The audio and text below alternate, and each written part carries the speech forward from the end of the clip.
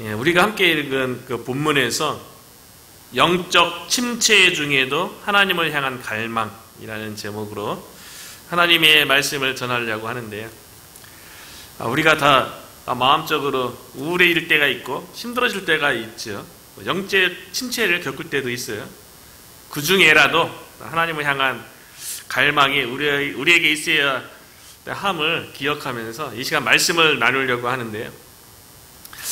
제가 대학생 시절에 읽었던 책 가운데 좀 이렇게 충격적으로 마음에 남아있는 책이 있어요. 그 책을 읽고 나서 충격이었을 뿐만 아니라 하나님께서 저를 사역자로 이렇게 부르시고 저의 앞날에 결코 모든 일이 다 좋고 형통하고 그러지는 않을 거라는 그 마음에 이렇게 가고 다짐하는 시간을 갖게 되었거든요. 그 책 제목이 뭐였냐면 영광스러운 상처라는 마저리 허일의 책이었거든요. 그 저자가 의료 선교사예요.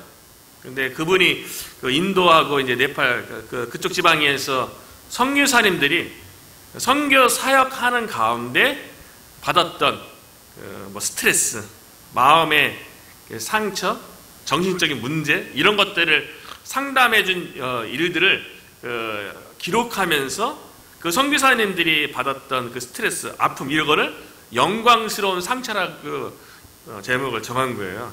하나님의 일을 하면서 받았던 그 상처, 그거를 영광스러운 상처라는 거를 이렇게 그 책 읽으면서 하나님의 일을 하잖아요. 하나님은 전능하시고 하나님은 하나님의 백성을 늘 함께 하시고 돌보시고 인도하는데 그 하나님을 섬기는데 어떻게 상처를 받고 그 하나님을 섬기는데 어떻게 여러 가지 어려움들과 고통을 겪냐는 거예요. 하나님의 일을 하다가 충분히 그런 일이 있을 수 있다는 거예요. 그것이 또 자연스러운 일이라는 거죠. 하지만 그 상처가 영광스럽다는 거예요. 선교사님들이 받는 스트레스 지수가요, 선교사님의 말에 의하면 내가 가장 사랑하는 사람이 죽었을 때의 스트레스 지수를 100으로 놓았을 적에 선교사님들이 받는 선교지에서의 스트레스는 200이래요. 내가 가장 사랑하는 사람이 죽었을 때의 스트레스가 100 받는 건데 선교지에서 선교하면서 받는 스트레스는 200이라는 거예요. 당연히 그럴 수 있을 거란 생각도 들어요. 왜냐하면 선교사님들은 문화도 다르고 언어도 다르고 생활 습관도 다르고 가치관, 생각 이런 거 다 다른, 나와 삶을 살아가는 그 기준이 완전히 다른 사람들에게 가서 예수 그리스도의 복음을 증거한다는 것이 얼마나 큰 스트레스고 얼마나 큰 어려움이겠어요. 그러니까 거기서 받는 이제 스트레스, 또 상처 있을 수 있다는 거죠. 그렇지만 하나님을 위한 영광스러운 상처라는 거죠. 우리들도 마찬가지죠. 한국 사람으로서 미국에서 생활한다는 것 자체가 사실 스트레스 아니에요. 여러 가지 힘들고 어려움들이 다 마음에 누구나 다 있죠. 그것이 이제 우리의 생활 가운데 또 안 좋게 또 발현되는 사람들도 있고요. 또 그런 가운데 또 이 세상 속에서 그리스도로 살아가고 또 말씀의 기준에서 살아간다는 게 우리들도 여전히 스트레스고 어려움이죠. 그렇기 때문에 우리들도 우리의 마음 가운데 다 영광스러운 상처가 있는 것이 아닌가 그런 생각을 해보는데요. 오늘 시편 저자의 고백 속에도 4절에 보니까 내 마음이 상하는도다. 시편 42편의 저자도 마음이 상하는 일을 경험하고 있어요. 근데 시편 42편의 저자가 누구냐면 성경 표제를 보면 고라 자손의 마스길, 인도자를 따라 부르는 노래 이렇게 돼 있거든요. 시편 42편은 고라 자손이 지은 시편이에요. 고라 자손이 그 당시에 어떤 일을 했냐면 레위 지파에 속하는 자손으로서 성전에서 하나님을 섬기는 일을 했어요. 어떤 일을 했냐면 주로 문지기 역할도 하고 성전에서 요리사 역할도 하고 주로 했던 일은 고라 자손 했던 일은 노래를 짓고 노래를 지도하고 노래를 부르는 사랑하는 자들이 고라 자손이에요. 성전에서 그 일만 하는 거예요. 아니 성전에서 하나님을 섬기고 하나님을 위한 일들만 하는데 그 가운데서 무슨 이렇게 어려운 일이 있다고. 하나님을 섬기고 하나님을 늘 가까이 하면 그 하나님께서 도우시고 그 하나님께서 능력으로 역사하셔서 모든 일이 다 형통하고 삶 가운데 하나님의 축복으로 넘쳐서 고라 자손을 보니까 하나님이 살아계시구나, 하나님이 대단하신 분이구나, 이렇게 인정하는 일들이 주변에 계속 일어나야 될 것 같은데, 우리가 좀 전에 시편 41편을 읽었지만요, 전반적인 내용은 되게 우울하잖아요. 고라 자손이 11절 가운데 두 구절에 걸쳐서 동일한 내용을 하나님 앞에 고백하는 내용을 보면요, 성전에서 하나님의 일을 맡아서 하나님의 일을 함에도 불구하고 그 마음의 상처, 마음의 우울함에 대해서 강조하는 거죠. 정말 힘들기 때문에 두 번 반복해서 고백하는 거예요. 5절과 12절 똑같은 구절이에요. 내 영혼아 내가 어찌하여 낙심하며 어찌하여 내 속에 불안해하는가. 아니 고라 자손이 하나님 섬기면서 뭘 이렇게 낙심할 일이 있고 무슨 불안한 일이 있다고 그렇게 고백하냐는 거죠. 근데 우리는 약간 좀 환상이 다 있는 것 같아요. 살아계신 그 하나님, 창조주 하나님, 어제 우리가 시편 33편에서 살펴봤지만 하나님은 온 우주 만물을 다 창조하신 분이고 또 인간을 또 지으시고 또 하나님께서 다 창조하시고 지으셨기 때문에 하나님께서 주권적으로 다 다스리시고 하시는데, 고라 자손의 입장에서 그런 하나님을 섬기는데 무슨 마음에 낙심할 일이 뭐 있고 마음에 불안해할 일이 뭐 있겠어요. 그런데 고라 자손은 그렇게 고백하거든요.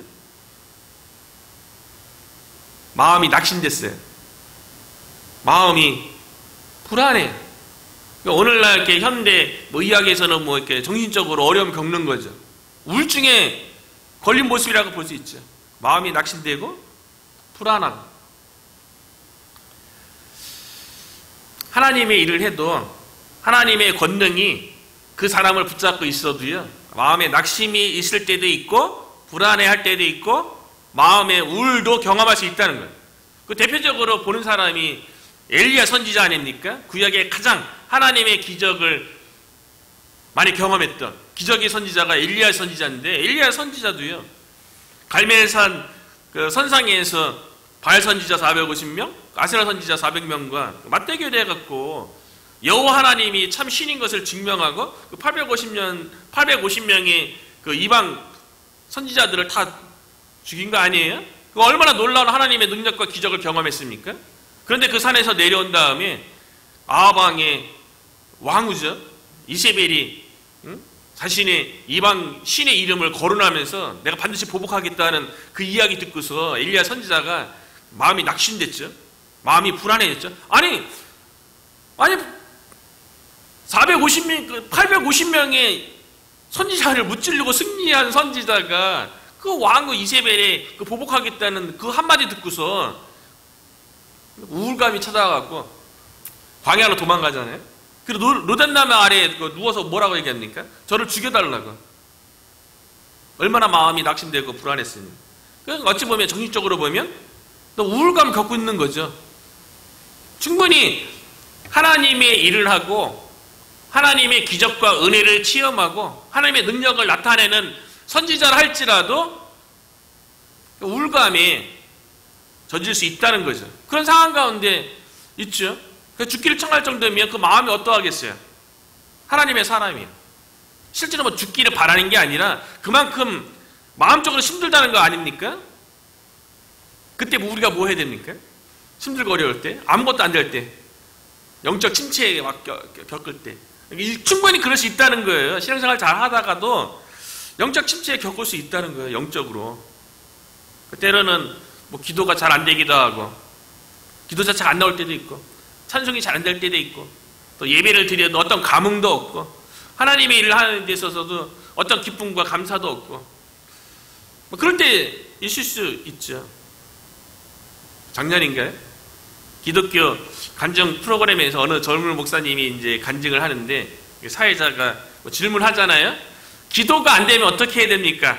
라고 얘기하니까 그 젊은 목사가 대답이 뭐였냐면, 기도 안 되면 기도 안 하면 되죠. 그렇게 얘기했잖아요. 그것 때문에 좀 논쟁이 있긴 하고 그랬는데, 그분의 대답은 기도 안 될 때가 있죠. 그런 상황 가운데 있을 수 있다는 것을 인정하는 게 중요한 거죠. 그런데 억지로 이렇게 뭐 보이기 위해서 나는 힘든데 마치 힘들지 않은 것처럼 이렇게 포장하고 외식하는 것 하지 말라는 의도 같아요. 그러나 마음속에서는 기도 안 되는 그런 상황에 있다 할지라도 우리가 영적인 존재 아니에요. 그리고 우리 안에 이미 하나님의 성령이 내주하고 있지 않습니까? 그렇기 때문에 우리의 마음속에서는 내 상황은 힘들고 어렵다 할지라도 우리의 내면 깊은 곳에서는 하나님 바라봐야죠. 우리의 마음은 하나님께 둬야죠. 그래서 고라 자손도 마음이 낙심되고 불안한 상황 가운데 있지만 그가 마음은 어떻다고 고백합니까? 5절과 11절의 그 후반부에 보면 너는 하나님께 소망을 두라. 그가 나타나 도우심으로 말미암아 내가 여전히 찬송하리로다. 하나님께 소망을 두라는 거예요. 마음이 낙심되고 불안한 상황 가운데 있지만 그 가운데 있다 할지라도 우울증 가운데 있다 할지라도 영적 침체 가운데 있다 할지라도 마음은 하나님께 소망을 두고 하나님의 도우심을 여전히 바라고 찬송하라는 거죠.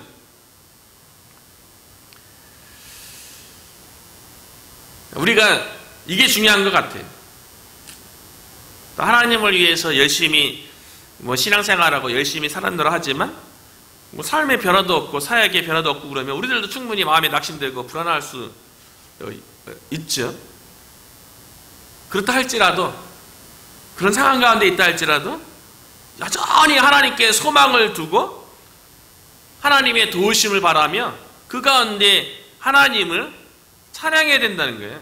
그런 생각이 들어요. 하나님은 우리가 하나님을 향해서 그동안에 기도했던 것, 응답되지 않은 것 같은 것 있으면 하나님 기도 응답 안 해주시는가? 하나님 살아계시는가? 하나님과 우리를 돕고 있는가? 이런 생각이 들잖아요. 그렇게 열심히 기도하고 열심히 사역하고 열심히 살아왔음에도 불구하고 어떤 변화가 없을 때에도 하나님은 그동안에 우리가 해왔던 기도, 우리가 해왔던 찬양, 우리가 하나님을 섬겼던 모든 것들에 대해서 하나님은 다 기억하고 계세요. 하나님의 때가 아닌 것 뿐이죠. 우리가 나의 때를 기대하면서 우리가 스스로 낙심하는 거지 하나님의 그 스케줄 상에서는요 아직 때가 안 된 거예요. 그러니까 고라 자손이 마음이 낙심되고 불안한 가운데 있지만 그 살아계신 하나님이 그 영원하신 계획을 아니까 여전히 하나님께 소망을 두고 하나님을 갈망하면서 찬양할 수 있는 거죠. 마음만 낙심되고 불안합니까? 그 고라 자손의 처한 상황을 보니까요. 그 주변에서도 외적으로도 마음만 그런 것이 아니라 또 외적으로도 원수가 압제하고 대적들이 비방하는 그런 상황 가운데도 있어요. 아니 성전에서 섬기는 고라 자손에게 무슨 이렇게 원수가 있을 수 있고 대적이 나타날 수 있습니까? 9절과 10절에 보면요. 내 반석이신 하나님께 말하기를 어찌하여 나를 잊으셨나이까? 내가 어찌하여 원수의 압제로 말미암아 슬퍼하잖아요 지금요. 원수의 압제 앞에서요. 그 10절에는 내 뼈를 찌르는 칼같이 성전에서 하나님을 하는데 또 언제 또 대적을 만났대요. 또 그 대적이 얼마나 고라 자손을 괴롭게 했으면 마치 칼로 뼈를 찌르는 것 같은 지금 고통을 겪고 있잖아요. 그러니까 내적으로는 낙심과 불안 가운데 있고 외적으로는 원수도 있고 대적도 있고 그런 상황 가운데 있으니까 또 주변에서 또 막 얘기해요. 주변에서 10절 후반부에 보면 내 하나님이 어디에 있느냐? 고라 자손을 향해서요. 너 하나님을 열심히 섬기잖아. 하나님이 한다며 너희 하나님은 살아계시고 너희 하나님은 전능하신다며 너희 하나님은 기도하면 응답하신다며 그런데 너는 왜 마음에 불안해하고 낙심해하고 있니? 그리고 너는 왜 원수와 대적으로 인해서 왜 이렇게 그렇게 슬퍼하니? 내 하나님이 어디 있느냐라고 주변 사람들이 비방하면서 그렇게 얘기한다는 거예요. 그러니까 더 우울해지는 거죠. 지금 상황도 우울한데 주변에서 이렇게 비방하니까. 그럼에도 불구하고 고라자손이 하나님을 향해서 뭐라고 고백합니까? 먼저 그럼에도 불구하고 마음 깊숙한 곳에서는 내 반석이신 하나님께, 하나님이 내 반석이래요. 내 삶의 바탕은, 근본은 하나님이라는 거예요. 아무리 내 마음이 흔들리고 슬픔, 불안, 낙심, 안 좋은 단어는 다 갖다 붙인 거 아니에요? 주변에서는 비방하고요. 여전히 고라자손은 영적 침체, 불안 가운데서도 하나님을 갈망하는 것을 볼 수 있죠. 그래서 1절에 보면 하나님이여 사슴이 시냇물을 찾기에 갈급한 같이 내 영혼이 주를 찾기에 갈급하나이다. 우리가 할 일이죠. 때로는 마음이 낙심되고 불안할 때 있어요. 슬픔 가운데 잠길 때 있어요. 상황이 우리를 어렵게 하고 힘들게 하고 우리에게 원수로 다가오고 대적으로 다가오기도 하고요. 그래서 나의 안 좋은 상황으로 인해서 주변에서 비방하는 소리도 들을 수 있어요. 내 하나님이 어디 있느냐? 너가 믿는 하나님은 도대체 너 인생에 무엇하고 있느냐? 너 그런 하나님이 계속 믿을 거야? 그렇게 얘기할 수 있는 거죠. 그런데 그런 상황 속에 있음에도 불구하고 고라자손은 그의 마음이 어떠합니까? 마치 사슴이 시냇물을 찾기에 갈급한 같이. 이스라엘 지역이 광야하고 산지고 그런 곳 아닙니까? 물을 마셔야 사는데 한동안 물을 찾지 못했던 것 같아요. 근데 마지막 숨을 헐떡이는 그 상황 가운데에서도 사슴이 살기 위해서 헐레벌떡하면서 바짝바짝 뛰면서 물을 찾는 그 갈급함이 얼마나 갈급하겠어요.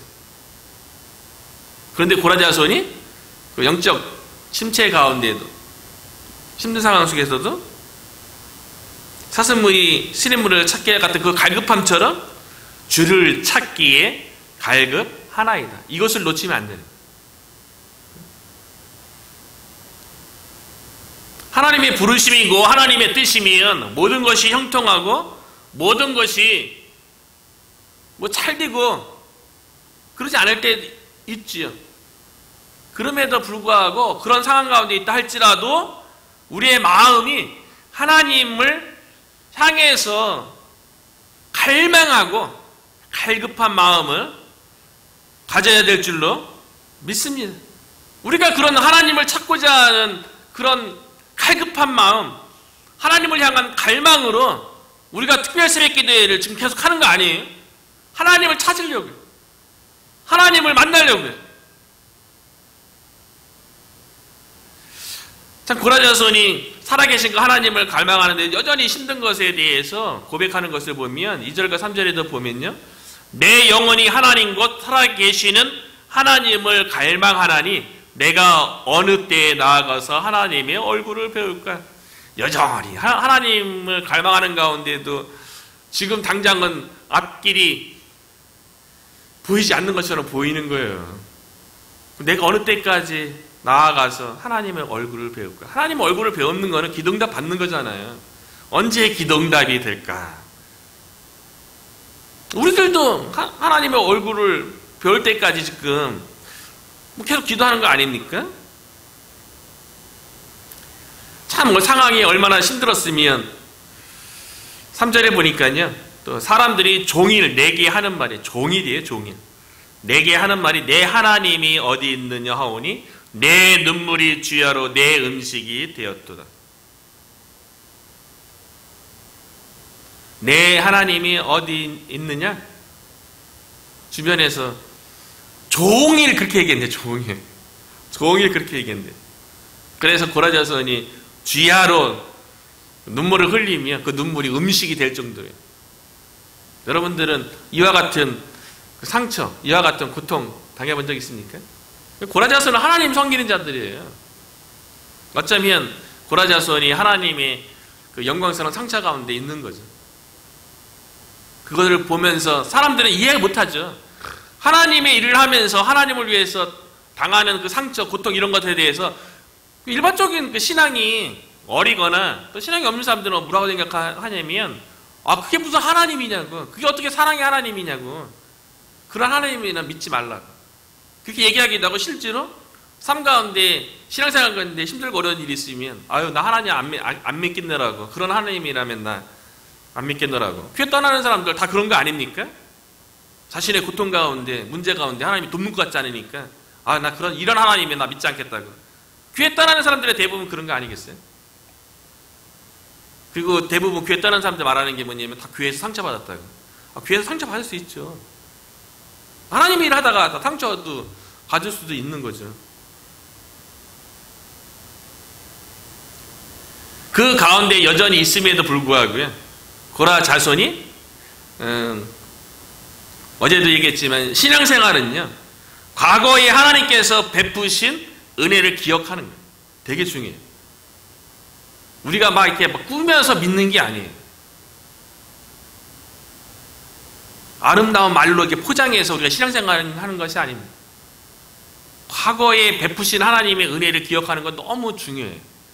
우리가 주일날마다 예배 드리는 것도 출애굽기 20장과 신명기 5장에 의하면 하나님께서 6일 동안 창조한 것에 대해서 기억하는 거예요. 과거에 하나님께서 행한 일에 대해서 기억하는 거예요. 신명기 5장에 의하면 하나님께서 애굽에서 이스라엘 백성을 구원한 것에 대해서 기억하는 게 안식일을 지키는 거예요.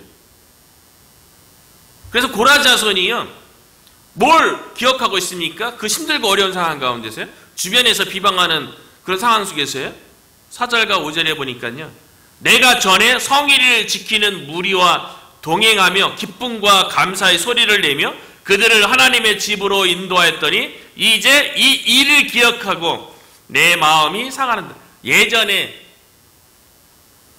사람들을 이렇게 하나님의 전으로 인도하고 그곳에서 기쁨과 감사함으로 노래했던 것에 대해서 기억하는데 지금 없는 것 같으니까 마음이 좀 상하는 거죠. 그리고 6절에 보니까 이 고라 자손이 하나님께서 과거에 베푸신 그 은혜에 대해서 기억하는 것에 대해서 말하는데요, 내 하나님이요, 내 영혼이 내 속에서 낙심될 때 뭘 기억했냐면 내가 요단 땅과 헤르몬과 미살산에서 주를 기억하나이다. 아마 고라 자손이 요단강에서 또 헤르몬산에서 또 미살산에서 하나님께서 베푸셨던 은혜가 있었던 것 같아요. 그 은혜를 기억하나이다. 그 과거에 베풀었던 그 하나님의 은혜를 기억하면서 현재 낙심하고 불안하고 주변의 비방과 마음이 슬프고 그 어려운 상황 가운데서 하나님을 갈망하면서 하나님께서 결국 나타나서 돌 것에 대해서 기대하는 거예요.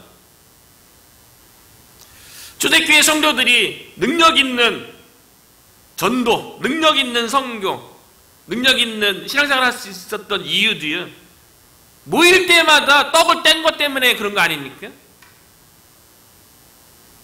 예수님께서 잡히시던 그날 밤에 떡을 떼고 포도주를 나누면서 이 떡은 내 몸이고 이 잔은 나를 위한 내가 흘리는